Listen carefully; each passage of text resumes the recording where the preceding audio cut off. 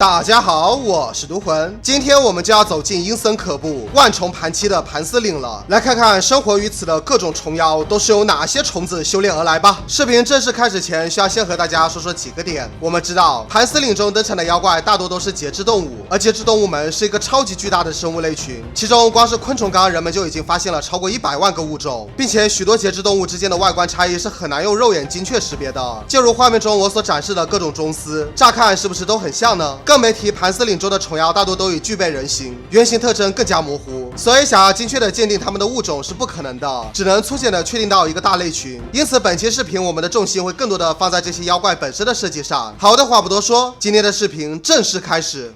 首先要说的，便是我们在盘丝岭遭遇的第一个 BOSS 二姐。就和许多以蜘蛛为原型的怪物那样，二姐的形象也是一只缝合怪蜘蛛，在她身上可以看到很多不同种类蜘蛛的特征。首先我们可以看到二姐长有6只眼睛，排列方式呈现上下各2，左右各1。这个眼睛排列方式比较接近卵形蛛科和红螯蛛科，但也有着明显区别。其次我们可以看到二姐长着一对形似花瓣的螯肢，毒牙向后生长。游戏中的一些画面也能看出二姐的这2瓣螯肢呈上下运动，这很明显就是圆柱橡木蜘蛛的特征了。例如我们熟悉的捕鸟蛛科便属于这一类蜘蛛，这种螯肢形态由于过于典型，在很多蜘蛛相关的怪兽设计里被频繁采用，相信大家也都见得多了。随后我们可以看到二姐在触肢、部足尤其腹部上均长有大量浓密的刚毛，这一特征现实中也不乏蜘蛛具有，例如像捕鸟蛛科的巴西白皙头蛛便长有特别旺盛的刚毛。同时或许是考虑二姐是女妖精，因此她的部足被设计成了类似扣蛛那样较为纤长的形态。的确，如果设计成捕鸟蛛那样5大3粗的形态，明显更适合一个魁梧的男妖怪。除此以外，二姐身上也带有一些原创的设计元素，例如头胸部上方形似叶片一般的结构，这个结构在其腹部上方也能看到，同时其腹部外侧还长着一个包裹腹部的精美外壳，这都是现实蜘蛛所不具备的。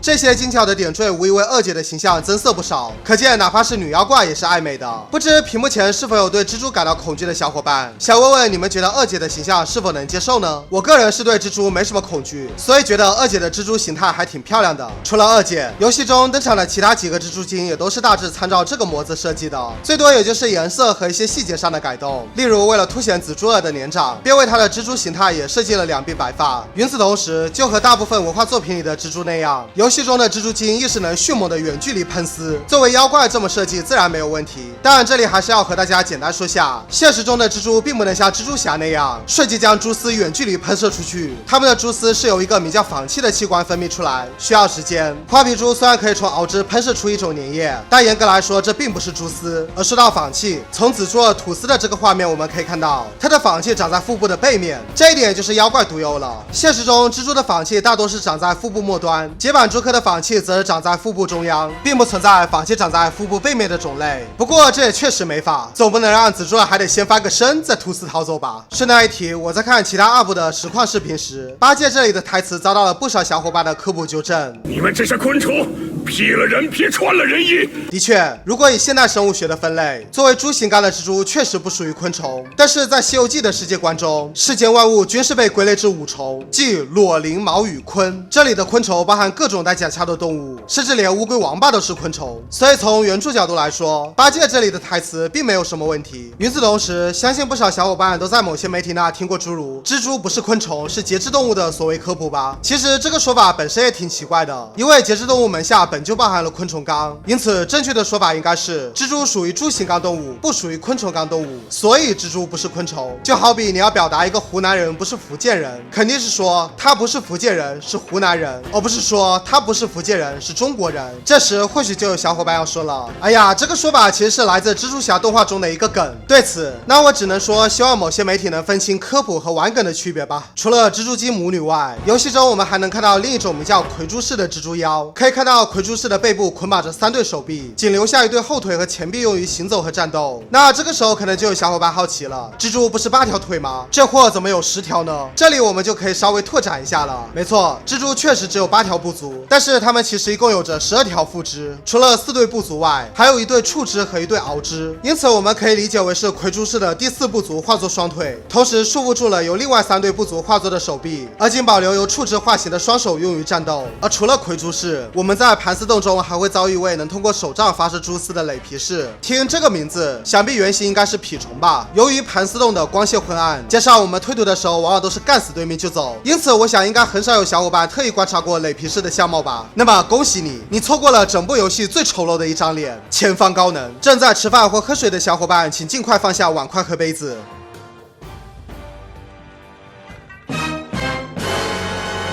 Surprise, motherfucker！ 哎呦我去，真是够丑的，就是和蜱虫属实没啥关系。现实中的蜱虫长得也很吓人，它们最大的特点便是具有一个长满倒钩的巨状口器，可以狠狠地插入宿主体内吸血。至于游戏中的雷皮士，我实在看不出来是个啥东西，只能说就是个长得很吓人的妖怪吧。另外这里再稍稍拓展一下，蜱虫属于猪形纲下的真皮目，和蜘蛛是远亲，并不是昆虫哦。如果说雷皮士是外表长得恶心人，那么接下来这位虫妖就是用行动膈应人了。这种飞在空中不停放冷箭的虫妖，想必是不少玩家最讨厌的小妖之一。每次遇上它，我都在懊恼游客为啥把出版的远程飞棍给删了。隐神图中这种小妖的名字叫蜻蜓精，何止原来是蜻蜓吗？这么烦人，我一开始还以为是蚊子呢。要说蜻蜓这类昆虫最具辨识度的身体特征，除了细长的腹部外，就是它们那对各长有3万只小眼的硕大复眼了。不过游戏中这些特征都在化形后消失了，特别是眼睛，不知为何蜻蜓精的眼睛被一片膜瓣给盖住了。合着这家伙还是个盲区大师。同时我们可以看到，在蜻蜓精的胸部正前方还长着3对尚未完全退化的足，由此可见，这蜻蜓精的化形过程和先前的魁珠士有着明显不同。它们的类人四肢并非由原先的部族演变而来，而是额外化形出了类人的四肢，原先的昆虫族便随之逐渐退化，不再具有实际作用。而另一只飞行虫妖马蜂精倒是把复眼给做出来了，而它的化形路线就很符合人们的想象。原本的3对足对应了它的4只手臂和2条腿，同时原本的昆虫腹部化为了人形态中形似尾巴一样的身后结构。就是不知为何马蜂的2对翅膀游戏中只做出了1对。而非常有趣的是，游戏中这马蜂精居然还会将这针像子弹一般的射出以攻击我们。好家伙，这确实是只有妖怪马蜂才能有的技能。下一个虫妖便是这些手持双刀的猛虫精，它们的原型大家就很熟悉了。隐神图中明确说了，它是由蚱蜢成精，也就是我们常说的蝗虫。蝗虫这个名字可指代的范围非常广，广义上可以指代整个追尾亚目下的昆虫。同样的，由于猛虫精的形象过于拟人，因此想要建立到具体物种是不可能的。我们只需知道它是由某种绿色的蝗虫成精即可。接下来要登场的虫妖是实力明显比之前几个小虫妖更强悍的虫校尉。很显然，通过虫校尉背后坚硬的翅膀就能看出，它的原型肯定是某种鞘翅目昆虫。隐神图中也写明了它是由甲虫成的精，正是鞘翅目动物的俗称。鞘翅目也是现实中非常常见的一类昆虫了，像我们熟悉的金龟、布甲、瓢虫等等昆虫类群均属于鞘翅目。至于这虫校尉的形象，说实话第一眼见到时，其白色身躯让我想到了白金龟，而这之后我又注意到它的鞘翅背面长有一对十分醒目的花纹。经过我的朋友罗王2号指点，这个鞘翅花纹极有可能是参考了长牙大天牛，大家可以对照着看下，确实颇有几分相似。而隐神图中的虫校尉亦是被画上了一对特别长的触角，这一点确实有点像天牛。当然整体形象肯定还是甲虫刻板印象集合。与此同时，不知是不是担心穿模的问题，我们可以看到虫校尉的背后只做出了一对鞘翅，而没有后翅。我们知道现实中具有飞行能力的那部分鞘翅目昆虫，它们平时会将后翅折叠隐藏在鞘翅中，飞行时再将鞘翅打开伸出后翅，而鞘翅本身是不具备飞行能力的，它的功能就是提供保护。所以游戏中虫校尉仅靠坚硬的鞘翅就能飞起来，可见作为妖怪的它飞行已经不靠物理了。继续推图，我们便能遭遇一种体型巨大的蠕虫状生物情狼幼虫。从它的整体外形可以看出，其原型正是鳞翅目昆虫的幼虫，也就是我们俗称的毛毛虫。若要更具体一些的话，从它们那白花花的体色再结合知名度，个人猜测原型可能就是我们平时特别常见的家蚕。没错，看似小巧可爱的家蚕，其实放大过后也还是有些吓人的。接着我们来仔细端详一下这情狼幼虫的外观。对昆虫有基本了解的小伙伴都知道，昆虫只有3对足，因此就和现实中的毛毛虫一样，情狼幼虫只有胸部这3对足是真正的足，